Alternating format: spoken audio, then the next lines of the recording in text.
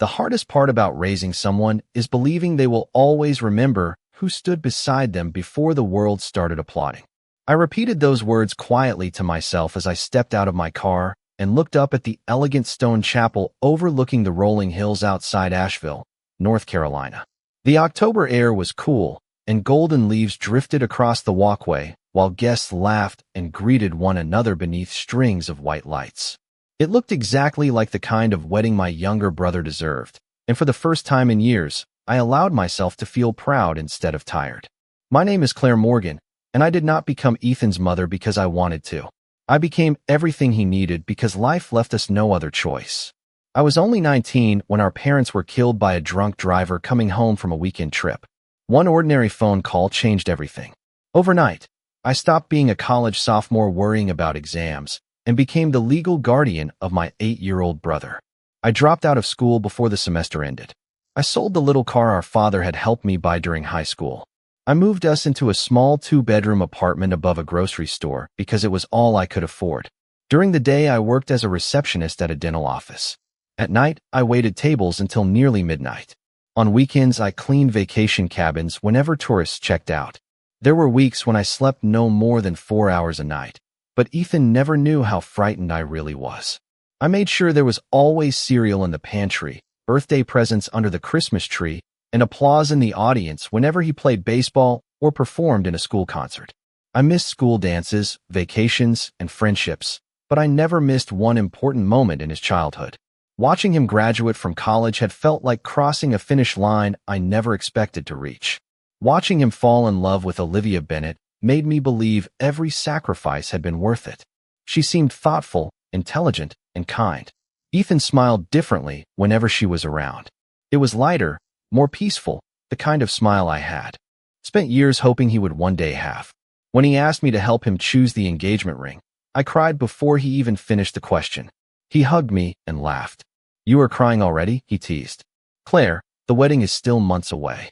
I told him those were happy tears because I finally felt like he no longer needed me to carry every burden alone. He squeezed my shoulder and quietly said, "None of this would exist without you." I remembered those words as I walked toward the chapel carrying the carefully wrapped wedding gift I had spent weeks preparing. Inside the box was our parents' old family photo restored by a professional artist and placed inside a handcrafted walnut frame engraved with the words, "Home is the people who never leave you behind." I wanted Ethan to display it in whatever house he and Olivia built together. It felt like the perfect way to begin the next chapter of his life without forgetting the first one. A smiling wedding coordinator welcomed arriving guests near the entrance and checked names against a clipboard. Everything looked beautifully organized. Fresh white roses lined the pathway. Soft piano music floated through hidden speakers. Families gathered for photographs beneath colorful maple trees. I smiled as I stepped forward and introduced myself. "Hi, I am Claire Morgan," I said. "I am the groom's sister." The young woman politely scanned her list before looking back at me with a confused expression. She checked again, this time more slowly. Then she frowned ever so slightly. "I am sorry," she said. "Would you mind waiting just one moment?" I assumed it was a simple mistake. Weddings were busy, and people overlooked details all the time. She walked over to another coordinator, whispered something, and both of them turned to glance in my direction. A strange feeling settled into my stomach. Before I could ask what was happening, the chapel doors opened. Guests began moving inside, laughing and chatting excitedly. I followed the crowd until my eyes landed on the front row. That was the moment my entire body froze. Sitting proudly in the place marked mother of the groom was a woman I had never seen before. For several long seconds I simply stood there, unable to convince myself that what I was seeing was real. The small white card attached to the front row chair clearly read Mother of the Groom in elegant gold lettering. The woman sitting there appeared to be in her late 50s, wearing a beautiful navy blue dress with a silver corsage pinned carefully to her shoulder. She smiled warmly as guests stopped to congratulate her, accepting every kind word with polite gratitude. I searched my memory desperately, hoping I had somehow forgotten a distant relative or longtime family friend. Nothing made sense. Our mother had died 22 years earlier. There was no one else who could possibly belong in that seat. "Miss Morgan," a gentle voice interrupted my thoughts. One of the wedding coordinators had quietly approached me. "Would you mind coming with me for just a moment?" I forced myself to smile. "Actually, I think I would rather speak with my brother first." Her expression tightened almost imperceptibly. "The groom is finishing preparations right now. He asked that no one disturb him before the ceremony." That answer immediately felt wrong. Ethan and I had spoken on the phone the night before. He had joked that I should arrive early because he wanted me to see the restored family photograph before he gave it a permanent place in his new home. Nothing about his voice suggested distance or hesitation. I glanced back toward the front row. The unknown woman was now talking comfortably with Olivia's mother, Linda Bennett. They laughed together like old friends. Linda reached over and gently adjusted the woman's corsage before the photographer captured several pictures of them smiling side by side. It looked carefully planned, almost rehearsed. "Who is she?" I finally asked. The coordinator hesitated. "I really do not think I am the right person to answer that question." Before I could respond, another staff member approached carrying a seating chart. I instinctively looked for my own name. Rows of relatives and close friends were carefully listed beneath decorative calligraphy. Parents, grandparents, bridal party, groom's family, cousins, college friends, neighbors. My eyes scanned every page twice. Claire Morgan was nowhere. I looked again, convinced I had overlooked it. Still nothing. "There has to be some mistake," I said quietly. "I am the groom's sister." The second coordinator examined the chart before offering an apologetic smile. "I only received the final version yesterday afternoon." "Then where am I supposed to sit?" She pointed toward the middle of the chapel. "There are several open seats available in the general guest section." General guest section. The words echoed painfully inside my mind. I had packed school lunches for Ethan before most people in this room even knew his name. I had attended every parent-teacher conference, every graduation, every baseball game, every birthday, every difficult conversation after nightmares about losing our parents. Yet today, I apparently belonged among acquaintances. My phone buzzed inside my purse. For one hopeful second, I thought it might be Ethan. Instead, it was a message from Olivia. "Everything is very busy. Please understand if we cannot talk until after the ceremony. Thank you for being here." That was all. No greeting. No explanation. No acknowledgement of what I had just discovered. I typed 3 different replies before deleting each one. None of them captured what I was feeling. Across the chapel, I caught sight of Ethan through a partially open doorway leading to the bridal preparation rooms. He laughed briefly at something one of his groomsmen said before turning toward the hallway. For just an instant, our eyes met. I expected him to smile, wave, or walk toward me the way he always had. Instead, his expression changed. He looked startled. Then, almost immediately, he looked away. One of the groomsmen placed a hand on his shoulder and gently guided him back into the room before the door quietly closed again. I remained standing alone in the chapel entrance, still holding the carefully wrapped gift I had imagined giving him with pride. For the first time since raising my little brother became my life's purpose, I found myself wondering whether someone had rewritten our story without ever telling me. I could have walked away. Looking back now, perhaps that would have been the easier choice. Instead, I tightened my grip on the gift box, took a slow breath, and quietly followed the hallway leading toward the reception area, hoping someone would finally explain what was happening. The cheerful music echoing through the chapel suddenly felt distant, almost unreal. Everywhere I looked, people smiled, hugged, and celebrated while I carried questions that seemed invisible to everyone except me. As I rounded the corner near the reception hall, I heard familiar voices coming from a partially open door. I recognized Linda Bennett immediately. Her confident tone carried easily through the quiet hallway. "Remember," she said, "today is about presenting the right image. Guests do not need unnecessary complications." Another voice answered, one I recognized as the wedding planner, Michael Ross.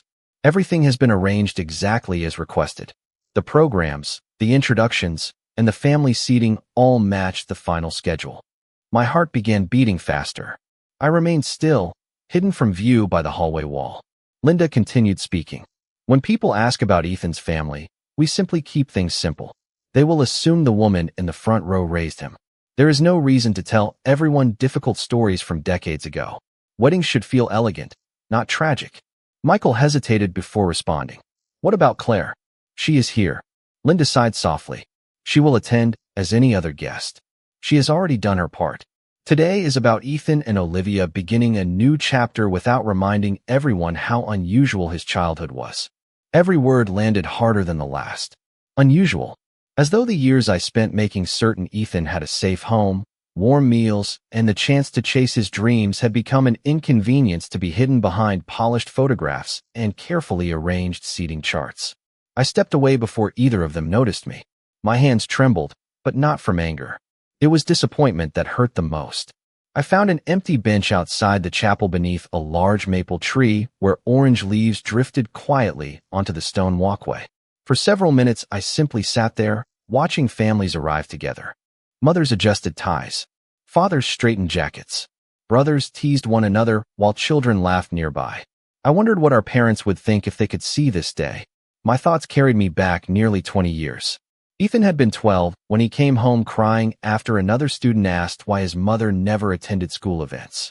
That evening, I had burned grilled cheese sandwiches because I was trying to help him finish a history project while answering work calls from my second job.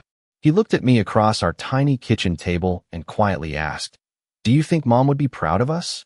I remembered putting down the spatula, sitting beside him, and saying, "She already is. We just have to keep going." From that day forward, I promised myself he would never feel alone again. Every difficult decision I made came back to that promise. I missed promotions because they required moving away. I postponed relationships because Ethan needed stability more than I needed romance. I celebrated his victories as though they were my own because, in many ways, they were. A soft knock interrupted my thoughts. One of the younger bridesmaids approached with an uncertain smile. "Miss Morgan," she asked politely, "I think this belongs to you." She handed me a small white envelope with my name written across the front in Ethan's unmistakable handwriting. "I found it in the groom's preparation room," she explained. "It looked like he meant to give it to you before the ceremony." Before I could ask another question, she hurried back toward the chapel. I stared at the envelope resting in my hands. Whatever confusion had surrounded this wedding since I arrived, something told me the answers were finally beginning to find their way to me. For several minutes, I sat beneath that maple tree holding Ethan's envelope without opening it. Part of me was afraid of what I would find. Another part of me was afraid that whatever was written inside would confirm the feeling I had been trying to ignore since I arrived. That somehow, the little brother I raised had allowed someone else to rewrite the story of our family. Eventually, I looked down at the handwriting on the envelope and recognized the familiar curves immediately. Ethan had written my name the same way since he was a teenager. Every birthday card, every thank you note, every letter he sent during his first year away at college. The same handwriting that once filled my mailbox with updates about his classes and his dreams was now on an envelope I found hidden away before his wedding ceremony. I carefully opened it. Inside was a single folded page. The first sentence made me stop breathing for a moment. "Claire, if you are reading this before the ceremony, then something happened that I hoped would never happen." I sat back against the bench and continued reading. Ethan explained that he had wanted to tell me everything weeks earlier, but every conversation seemed to become more complicated than the last. He wrote that he never forgot what I had done for him. He remembered the apartment above the grocery store. He remembered the nights I came home exhausted but still helped him with homework. He remembered the winter morning when I gave him my only warm coat because he had a school field trip and I said I was not cold. Reading those words brought tears to my eyes because those moments were not things I expected anyone to remember. They were simply things I did because someone had to do them. But then I reached the part that explained why he had stayed silent. Ethan wrote that Olivia's family had very specific expectations about the wedding. They wanted everything to appear traditional. They wanted photographs showing a certain image. They wanted guests to believe Ethan came from a picture-perfect family with 2 loving parents and a simple childhood story. The truth, he wrote, made them uncomfortable because it reminded people that his success came from sacrifice and struggle, not privilege. He had tried to push back several times, but each conversation turned into an argument about embarrassment and appearances. Olivia's mother believed a wedding was a performance, and every person standing in the room had a role to play. Ethan admitted the most painful sentence of the letter. "Claire, I was afraid that if I fought too hard, I would lose the wedding I thought Olivia and I had built together. I convinced myself that keeping quiet for one day would not matter." I lowered the letter and looked toward the chapel doors. The ceremony music had not started yet. Guests were still taking their seats. For a moment, I felt the old instinct I had carried since I was 19. The instinct to protect Ethan, even when I was hurt, even when I felt forgotten. But this time, I needed to understand something first. Had Ethan stayed silent because he did not care? Or had he been trapped between the woman he loved and the sister who had always stood beside him? I folded the letter carefully and placed it back inside the envelope. Before I could make sense of everything, I heard footsteps approaching. Ethan stood at the end of the walkway, wearing his wedding suit. His expression was different from the confident smile he had shown guests earlier. He looked like the little boy who used to sit at our kitchen table asking me if everything would be okay. "Claire," he said quietly, "I hoped you would never have to find out this way." I stood slowly, holding the envelope between us. "Then why did you let it happen this way?" His eyes lowered. For several seconds, neither of us spoke. Finally, he said the words I had been waiting for since I arrived. "Because I was scared." The answer was honest, but honesty did not erase the pain. I looked at my little brother, the child I had raised and the man he had become. Then I asked the question that had been sitting in my heart all morning. "Ethan, if you were standing at that altar today, would you want me there as your sister, or would you rather everyone believe I was just another guest?" He looked at me with tears forming in his eyes. Before he could answer, the chapel doors opened behind him, and the wedding coordinator announced that the ceremony was about to begin. The chapel bell rang softly across the hillside, signaling that the ceremony would begin in only a few minutes. Ethan looked over his shoulder toward the entrance before turning back to me. His eyes were filled with regret, but for the first time that morning, they were also filled with determination. "I never wanted you to feel invisible," he said quietly. "Every time I argued with Olivia's family, they told me it was only one day. They said the wedding was about starting a new life, not revisiting the past. I convinced myself that I could fix everything afterward, but I see now how wrong that was." I studied his face carefully. He was no longer making excuses. He was admitting his mistake. "Do you know what hurts the most?" I asked. "It is not the seating chart. It is not the photographs. It is realizing that the one person I thought would always stand beside me chose silence instead." Ethan lowered his head. "I know." For a long moment, neither of us spoke. Then he reached into the inside pocket of his suit jacket and carefully removed a small velvet box. "There is something else," he said. "I bought this months ago, but I never found the courage to give it to you." I accepted the box slowly and opened it. Inside was a delicate silver bracelet engraved with a simple message. "To the sister who gave me every tomorrow." Tears immediately filled my eyes. "I had planned to give it to you during the reception," Ethan explained. "I wanted to thank you in front of everyone. But as the wedding plans changed, every conversation became another compromise. I kept telling myself I would find the right moment." I closed the box gently. "The right moment is never created by waiting," I said softly.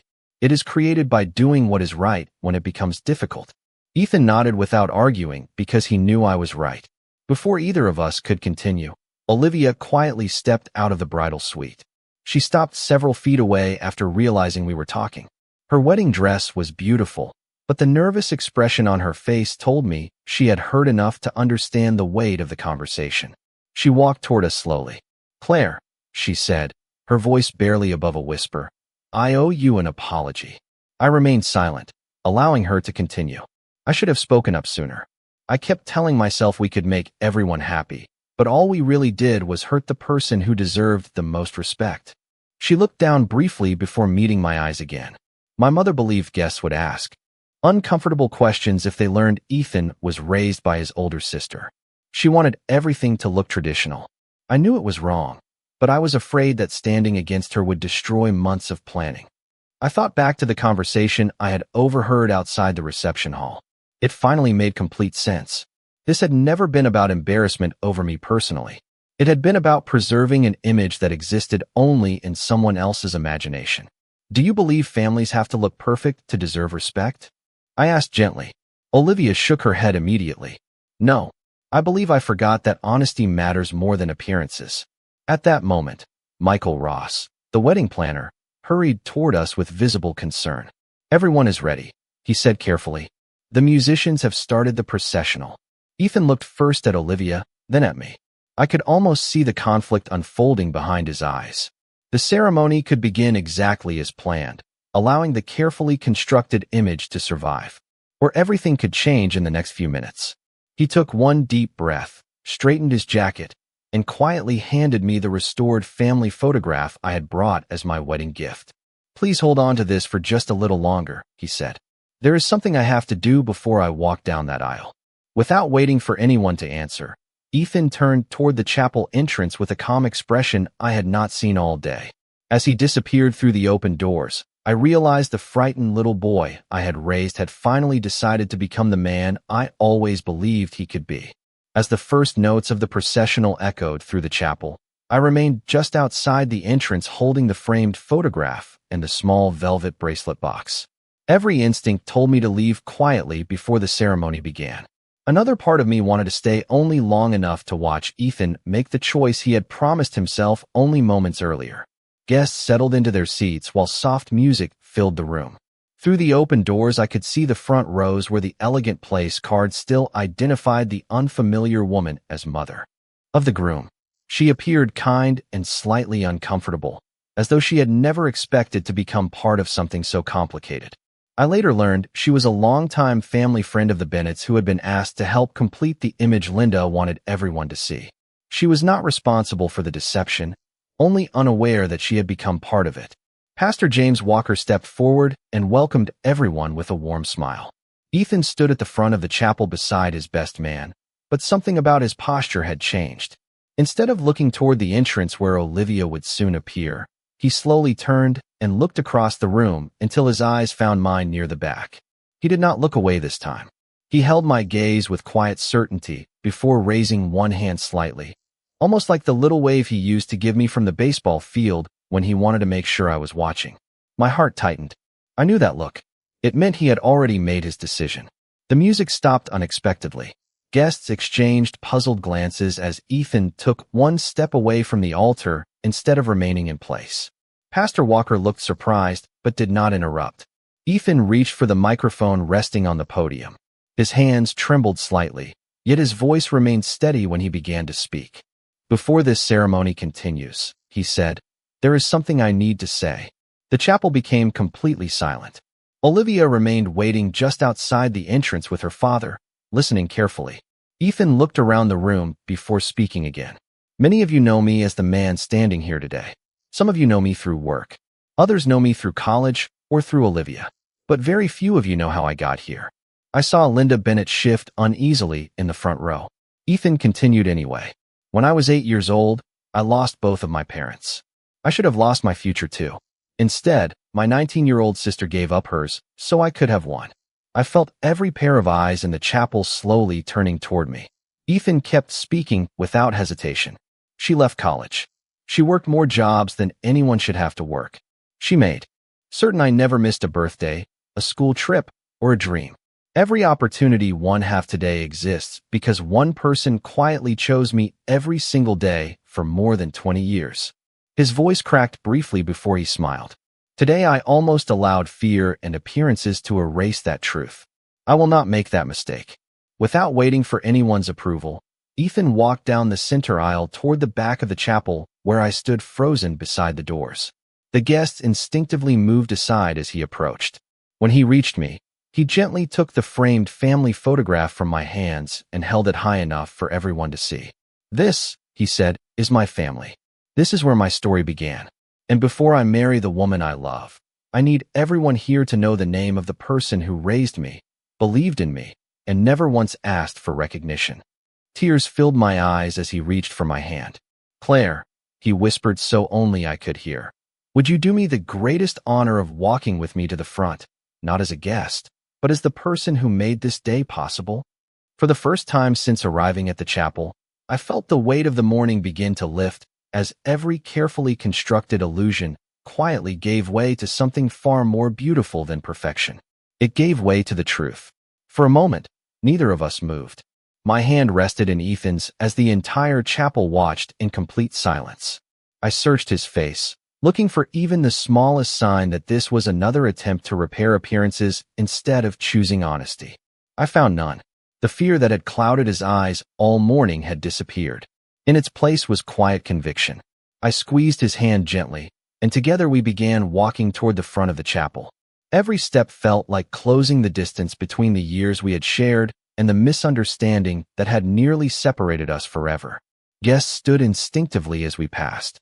Some smiled through tears while others simply watched in thoughtful silence. I noticed several people quietly wiping their eyes. They were not reacting to a dramatic speech. They were responding to a truth they had not expected to witness. When we reached the front row, Ethan stopped beside the chair marked mother of the groom. He looked at the woman seated there with kindness. "Ma'am," he said respectfully, "I know none of this was your decision, and I appreciate your understanding." She smiled warmly before standing. "Your sister belongs here," she replied softly. "I never should have been sitting in this seat." Without hesitation, she stepped aside and gently embraced me before moving to another seat farther back. There was no resentment in her expression, only compassion. Ethan carefully removed the place card from the chair and folded it in half. Then he looked toward one of the wedding coordinators. "Would you please bring another card?" he asked. The young coordinator hurried forward with a blank place card and a pen. Ethan wrote slowly across the front before placing it on the chair himself. Instead of mother of the groom, it now read, "The sister who raised the groom." I looked at those words for several seconds before emotion overcame me. I had never needed recognition to love my brother. Yet seeing him publicly acknowledge the life we had shared healed something inside me that I had not realized was broken. Pastor James Walker smiled warmly. "Some moments are more important than schedules," he said gently. "I believe we have just witnessed one of them." Light applause gradually spread throughout the chapel before growing into a standing ovation. I looked across the room and noticed Linda Bennett sitting quietly with tears in her eyes. For the first time all day, the confidence she had carried seemed to disappear. When the applause faded, she slowly stood and walked toward me. The room became silent once again. "Claire," she began, her voice unsteady, "I owe you a sincere apology." She paused, gathering her thoughts. I became so focused on creating what I believed looked perfect that I failed to recognize what genuine strength actually looks like. I thought protecting appearances would protect this wedding. Instead, I nearly damaged the very family my daughter was joining. She looked toward Ethan before continuing. "No mother should ever ask a son to hide the person who sacrificed so much for him." I was wrong. There was no defensiveness in her words, only regret. I nodded slowly. "Thank you for saying that," I replied. "Families are never perfect. They are simply made stronger when people choose honesty." Olivia stepped forward next, taking my hands in hers. "Will you forgive me?" she asked quietly. "I should have stood beside Ethan and beside you from the beginning." I smiled through my tears. "Marriage begins with difficult choices," I answered. "The important part is making the right one before it is too late." She hugged me tightly, and for the first time since arriving that morning, I felt we were truly becoming family. Ethan then reached into his pocket once more and removed the small silver bracelet I had found earlier. Before everyone gathered inside the chapel, he fastened it gently around my wrist. The engraved words caught the afternoon sunlight. "To the sister who gave me every tomorrow." He smiled as he looked at me. "I should have given this to you long before today," he said. I touched the bracelet softly before looking back at him. "You are giving me something even greater," I whispered. "You are giving our story back." Pastor Walker invited everyone to return to their seats. As the music began again and Olivia prepared to walk down the aisle, I settled into the place that finally reflected the truth. For the first time that day, I was no longer wondering where I belonged. Everyone in the chapel now knew exactly where that place had always been. As Olivia finally stepped through the chapel doors on her father's arm, the atmosphere felt completely different from the one that had existed only minutes earlier. There was no longer a carefully rehearsed performance unfolding before the guests. Instead, there was something far more meaningful. There was honesty. The string quartet began playing again, and every person inside the chapel rose to their feet. Olivia's smile carried a mixture of relief and quiet gratitude as she slowly walked toward Ethan. Halfway down the aisle, she paused for just a brief moment and turned toward me. She smiled through tears before giving me the smallest nod. It was not part of the ceremony. It was simply her way of acknowledging that we had all chosen truth over appearances. When she reached the altar, Ethan gently took both of her hands. Pastor James Walker smiled warmly before speaking. "Marriage is built upon trust," he said.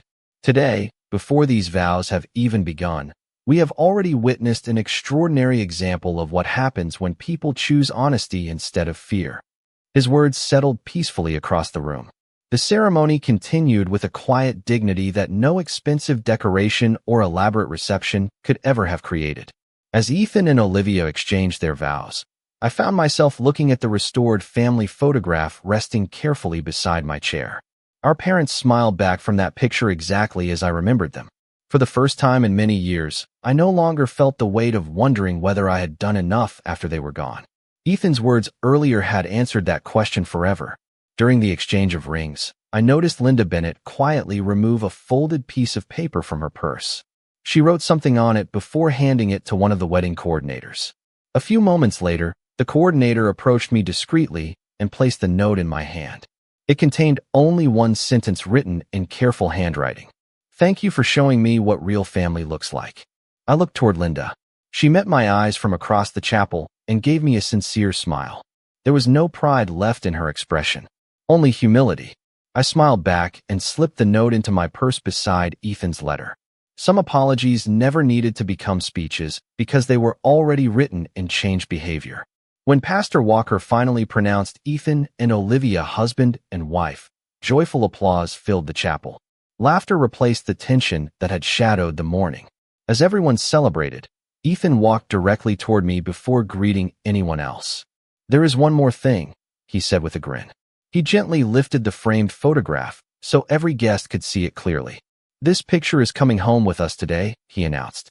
"It will hang in the first room anyone sees when they enter our house, because every home should remember the people who made it possible." Guests applauded once again.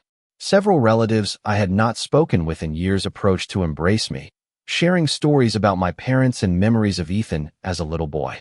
It felt as though the family history that had almost been hidden was now being openly celebrated instead. Later, during the reception, the master of ceremonies invited guests to watch a short slideshow prepared by the bride and groom. The lights dimmed as photographs appeared across a large screen. There were pictures from Ethan and Olivia's first date, vacations, graduations, and holidays. Then the images changed unexpectedly. There was Ethan wearing an oversized backpack on his first day of middle school, while I stood beside him trying not to cry. There was the tiny apartment above the grocery store decorated for Christmas with handmade ornaments because we could not afford store-bought ones. There was Ethan receiving his college diploma while I stood cheering louder than anyone in the crowd. Finally, the last image appeared. It showed Ethan hugging me on the day he proposed to Olivia. Across the bottom of the screen, simple white letters slowly appeared. "Every dream I achieved began with one person believing I could." The room grew completely silent before filling with heartfelt applause once again. I realized then that our family story had not been rewritten after all. It had simply been interrupted for a few painful hours before finding its way back to where it had always belonged, carried not by perfect memories, but by the courage to tell the truth in front of everyone who mattered. Several months passed after the wedding, but the memory of that autumn afternoon never faded. Life slowly settled into a peaceful rhythm again, not because every mistake had been forgotten, but because the people who mattered chose to grow from them instead of pretending they had never happened. Ethan and Olivia invited me to their new home for Sunday dinner almost every week. The first time I walked through their front door, I immediately stopped in the entryway. Hanging on the wall exactly where Ethan had promised was the restored family photograph I had given him. Our parents smiled from the frame beside a newer picture taken on their wedding day, one that showed Ethan, Olivia, and me standing together beneath the maple trees outside the chapel. 2 generations of the same family now greeted everyone who entered the house. Ethan noticed me staring at the photographs and smiled. "I wanted the first thing people see when they visit our home to be the people who built it," he said. Those words stayed with me long after dinner ended.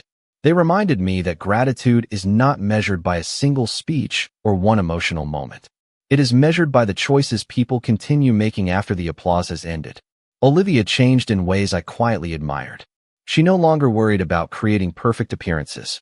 Instead, she asked questions about our parents, listened to old family stories, and learned recipes my mother used to make every Thanksgiving. One afternoon, she even asked me to help organize a scrapbook so that any children they might one day have would understand exactly where their family came from. Linda Bennett also surprised me. A few weeks after the wedding, she invited me to lunch.